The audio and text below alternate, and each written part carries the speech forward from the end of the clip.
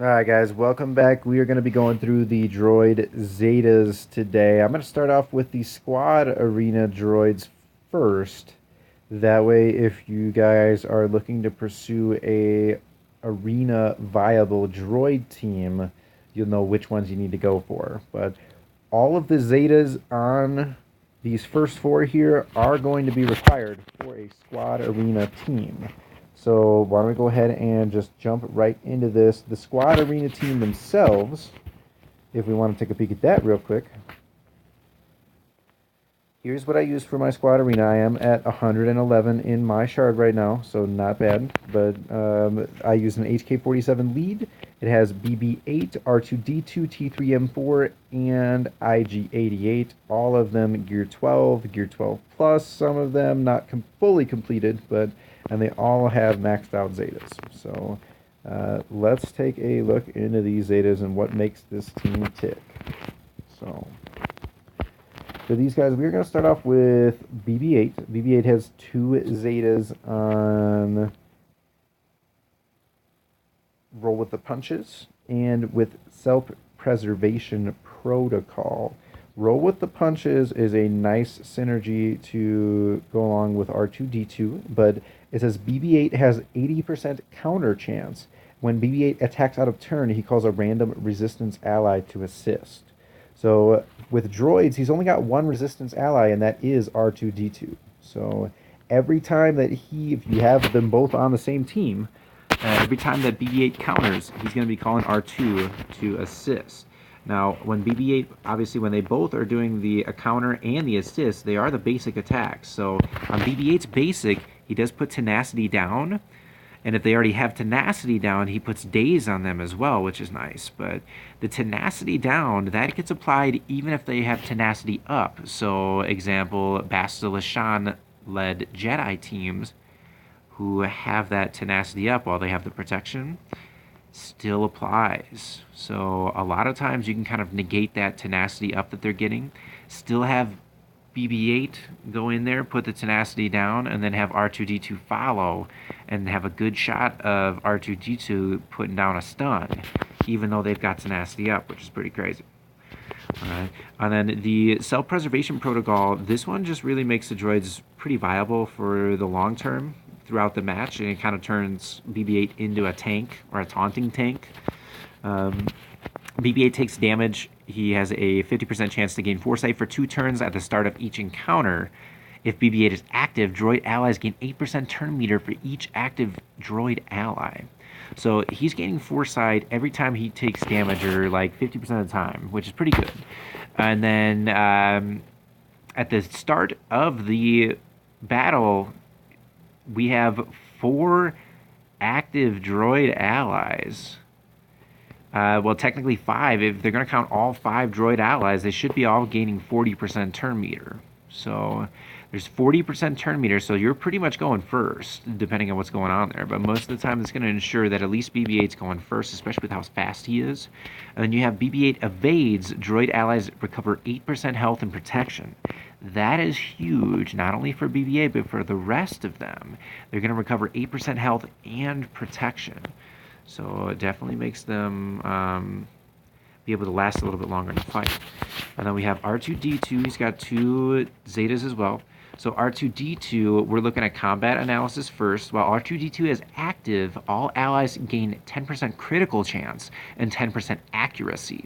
While R2-D2 is active, whenever a light side ally scores a critical hit, dispel all debuffs on them. So the critical chance and the accuracy are going to be huge for everyone there. Obviously on the HK-47 lead, every time that they're getting a critical hit, they're getting 50% turn meter. So you want all of these droids to be getting crit hits as much as possible and be feeding that turn meter to them pretty much every time. And then the accuracy is going to help them with not missing or getting evaded or dodged, things like that. So that kind of helps a lot too. And the dispelling debuffs on them, there's really only one light side droid, and that is going to be BB-8. So that's kind of where the BB-8 R2 synergy kind of reciprocates there.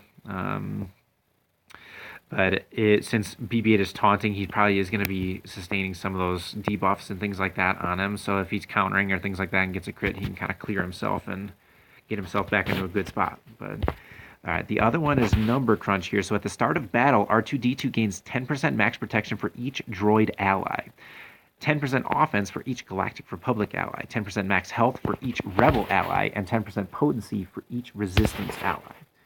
So he's getting an extra 40% max protection because he has 4 droid allies. He's also getting an extra 10% potency from BB-8.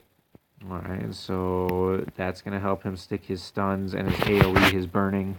You want his potency to be maxed out. As you can see, I have potency mods on him as well. So, and then the second part of this is where he throws these benefits back to the other droids. So at the start of battle, and when R2-D2 revives, other droid, Galactic Republic, Rebel, and Resistant allies gain 10% of R2-D2's max protection, offense, max health, and potency until R2-D2 is defeated. So they're going to gain 10% of all of each one of those of R2's stats, which is pretty impressive. So this is really, really going to be crucial. These extra stats that are being applied to R2-D2 and to the rest of the droids, between this and the synergy from T3M4 that we're going to get to in a second, it's really going to put these droids on the map for not being a meta team.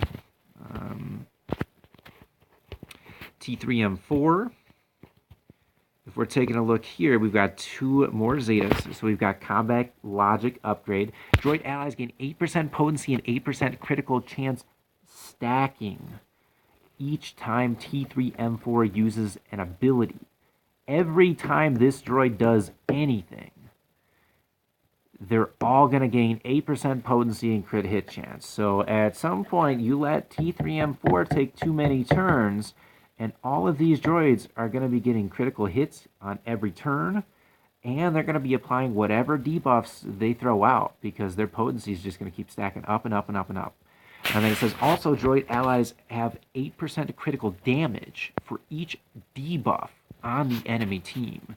So you've got, even just target lock, for example, on the other 5 players, you've got an extra 40% critical damage for that. If you can get other buffs, say you've got 2 or 3 debuffs out on each one of them, you're talking about, 10 debuffs, you're looking at 80% critical damage. That's all huge. That's a lot. That can really turn him into a super powerhouse droid. So, and then Master Gearhead here is also great. This is another one that really turns the droids into a powerhouse team. The T3M4 has 100% defense penetration, and droid allies gain 100% of T3M4's defense penetration. So he's getting 100% defense penetration, and all the droids get it as well. Additionally, each time T3M4 starts his turn, he has a 75% chance to inflict on a random enemy who does not already have it target lock. This target lock can't be evaded. So he's also going to be throwing out the target lock there as well, which is helping himself put ability block down, and it's also helping IG-88 because he's getting all those extra buffs from the target lock. So the last one that we have here is IG-88. We're going to get into his target lock stuff here in a second with this. But this is going to be on his adaptive aim algorithm. So for adaptive aim algorithm, it says IG-88 has 45% critical damage and recovers 50% health whenever he damages a target locked enemy. That is huge for IG-88. IG-88 is kind of one of those glass cannons, almost like Han Solo, where it's got a really, really powerful punch, but just really, really low health and protection overall. So for him to be able to regenerate that much health very quickly definitely saves him on numerous occasions throughout a battle. And then it also says, in addition, he has 20% offense for each debuffed enemy. So again, the extra offense, or the bonuses from the debuffs there. T3M4 had 8% critical damage for each debuff, and now we've got IG-88 has 20% offense for each debuffed enemy. So he can have up to 100% extra offense if we've got 5 enemies out there on a standard squad arena. And then he's got 50% evasion against target locked enemies. So if they are target locked, he also has a really, really good chance of avoiding getting hit by any of them as well, which is huge. Same thing with him being a glass cannon and having the low health and protection. Him being able to avoid a lot of those big hits is just as crucial as him being able to dish them out. So, then while IG-88 is active, target locked enemies can't recover health or protection. So, health can't recover health or protection. That's huge on a lot of teams.